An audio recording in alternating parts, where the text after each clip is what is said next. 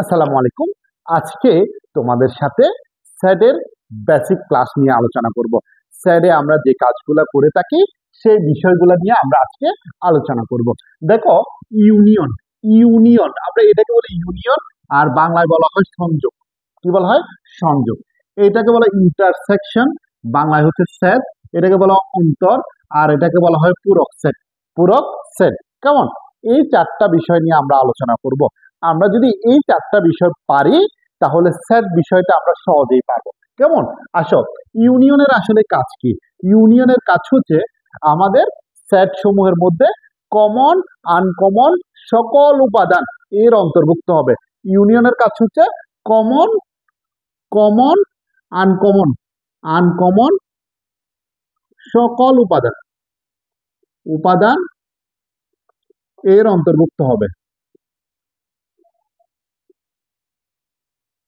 তো হবে, ঠিক আছে। ইউনিয়নের কাজ হচ্ছে সব কমন, আনকমন সকল উপাদানের অন্তর্ভুক্ত হবে, ঠিক আছে। যেমন আমরা যদি দেখি এ ইউনিয়ন বি, এরকম যদি একটা সেট নেওয়া হয় তাহলে এ সেট ধরে নিলাম, এ সেট হচ্ছে 1 2 3, ওকে। ইউনিয়ন বি সেট হচ্ছে 2 3 6, এটা আমরা ধরে নিলাম। এ সেটের মান ধরলাম 1 2 3, বি সেটের মান ধরলাম 2 3 6, এই তথ্যগুলো ধরে নিলাম। তাহলে ইউনিয়নের কাজ কি বলেছিলাম? ইউনিয়নের কাজ হচ্ছে কমন, আনকমন সকল উপাদান এর অন্তর্ভুক্ত হবে। তাহলে দেখো, এখানে 2 2 কমন, 3 3 কমন, তাহলে কমন গুলো আসবে, আনকমন গুলো আসবে। তাহলে 1 এবং 6 হচ্ছে আনকমন, 2 3 হচ্ছে কমন মান, 1 এবং 6 হচ্ছে আনকমন মান। 2 3 হচ্ছে কমন মান, 2 3 হচ্ছে কমন মান, দুইটাই এতে আছে। দেখো, এটাতেও আছে, এটাতেও আছে, এটাতেও আছে, এটাতেও আছে, কিন্তু 1 এবং 6 আনকমন। তাহলে এক্ষেত্রে আমরা মান লিখবো 1 2 3 6। এটা হচ্ছে এ ইউনিয়ন বি এর মান, এ ইউনিয়ন বি এর মান। আশা করি তোমরা বুঝতে পারছো, ওকে। এবার আসো ইন্টারসেকশন। ইন্টারসেকশনের কাজ কি? আমরা এই অঙ্কটাতে ইন্টারসেকশনের কাজটা দেখাবো। ইন্টারসেকশনের মান হচ্ছে শুধুমাত্র কমন মানটা অন্তর্ভুক্ত হবে। শুধুমাত্র কমন মানটা, শুধুমাত্র কমন মানটা অন্তর্ভুক্ত হবে, শুধুমাত্র কমন মানটা অন্তর্ভুক্ত হবে। তাহলে এখানে দেখো, এই ইন্টারসেকশনের কাজের ক্ষেত্রে আমরা 2 এবং 3, 2 এবং 3 এই মানগুলো হচ্ছে কমন মান, সেজন্য এগুলো আমরা অন্তর্ভুক্ত করবো 2 এবং 3, 2 এবং 3, এর বাইরে কোনো মান অন্তর্ভুক্ত হবে না, ঠিক আছে। ওকে, আশা করি তোমরা এই বিষয়টা বুঝতে পারছো। এখন আমরা যদি বাদের কাজ করি বা অন্তরের কাজ করি, ঠিক আছে। এই অন্তরের কি কাজ দেখো, এই অন্তরের এই অটার কি কাজ? এটার কাজ কি?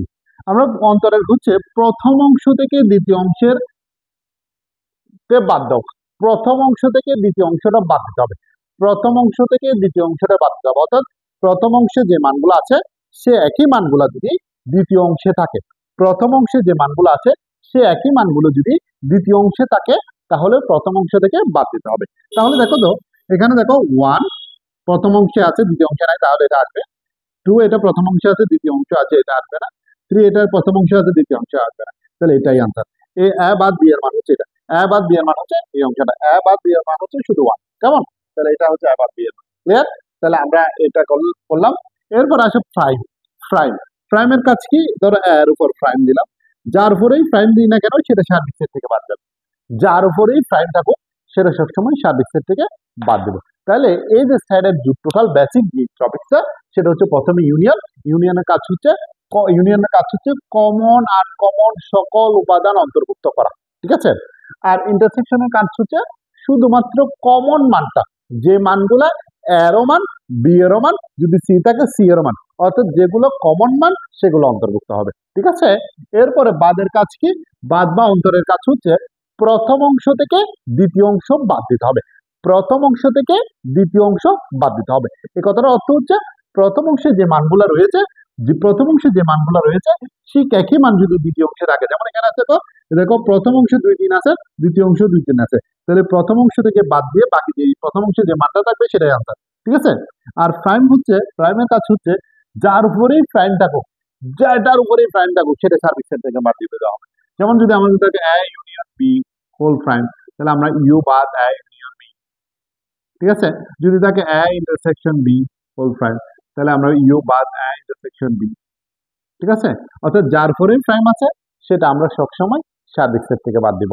এই হচ্ছে এই এই চারটা টপিকস তুমি যদি ভালো করে মনের মধ্যে গেঁথে নিতে পারো তাহলে আশা করি তোমার সাইডে তেমন একটা সমস্যা হবে না, কারণ আমরা সবগুলা এই 4টা বিষয়ের উপর ডিপেন্ড করে আলোচনা করেছি। ঠিক আছে, আশা করি তোমরা ক্লাসটা বুঝেছো। ভালো থাকবে, আল্লাহ হাফেজ।